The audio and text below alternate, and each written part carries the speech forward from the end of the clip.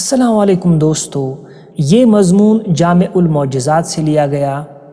حضرت صدیق اکبر رضی اللہ عنہ کا خواب۔ حضرت صدیق اکبر رضی اللہ عنہ قبل از اسلام ایک بہت بڑے تاجر تھے۔ آپ تجارت کے سلسلے میں ملک شام میں تشریف فرما تھے کہ ایک رات خواب میں دیکھا کہ چاند اور سورج آسمان سے اتر کر ان کی گود میں آ پڑے ہیں۔ حضرت صدیق اکبر رضی اللہ عنہ نے اپنے ہاتھ سے چاند اور سورج کو پکڑ کر اپنے سینے سے لگایا اور انہیں اپنی چادر کے اندر کر لیا۔ صبح اٹھے تو ایک عیسائی راہب کے پاس پہنچے اور اس سے اس خواب کی تعبیر پوچھی۔ راہب نے پوچھا، آپ کون ہیں؟ آپ نے فرمایا، میں ابو بکر ہوں اور مکے کا رہنے والا ہوں۔ راہب نے پوچھا، کون سے قبیلے سے؟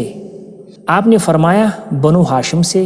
اور ذریعہ معاش کیا ہے؟ فرمایا، تجارت۔ راہب نے کہا، تو پھر غور سے سن لو، نبی آخر الزماں حضرت محمد رسول اللہ صلی اللہ علیہ وسلم تشریف لے آئے ہیں۔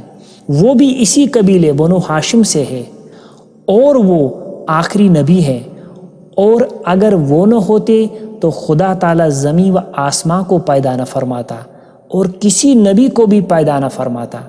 وہ اولین و آخرین کے سردار ہے، اور اے ابو بکر، تم اس کے دین میں شامل ہو گئے اور اس کے وزیر اور اس کے بعد اس کے خلیفہ بنو گے۔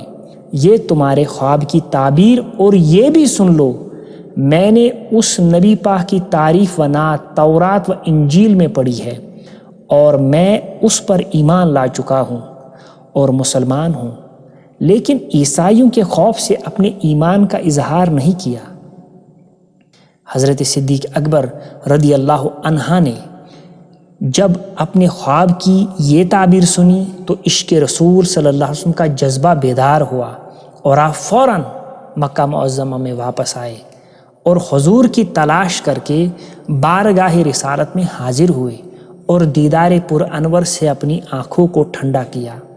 حضور نے فرمایا، ابو بکر، تم آ گئے، لو اب جلدی کرو اور دین حق میں داخل ہو جاؤ۔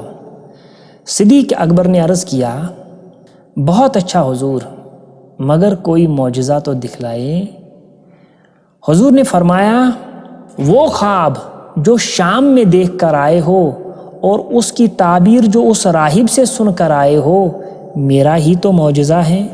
صدیق اکبر نے یہ سن کر عرض کیا، صدقت یا رسول اللہ، سچ فرمایا اے اللہ کے رسول، آپ نے، اور میں گواہی دیتا ہوں کہ آپ واقعی اللہ کے سچے رسول ہے۔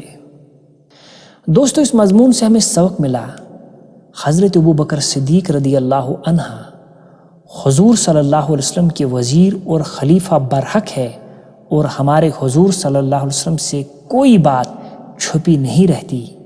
آپ دانائے غیوب ہے، اور یہ بھی معلوم ہوا کہ تمام مخلوق ہمارے حضور کے ہی صدقے میں پیدا کی گئی ہے۔ اگر حضور نہ ہوتے تو کچھ نہ ہوتا، وہ جو نہ تھے تو کچھ نہ تھا، وہ جو نہ ہو تو کچھ نہ ہو۔ جان ہے وہ جہان کی، جان ہے تو جہان ہے۔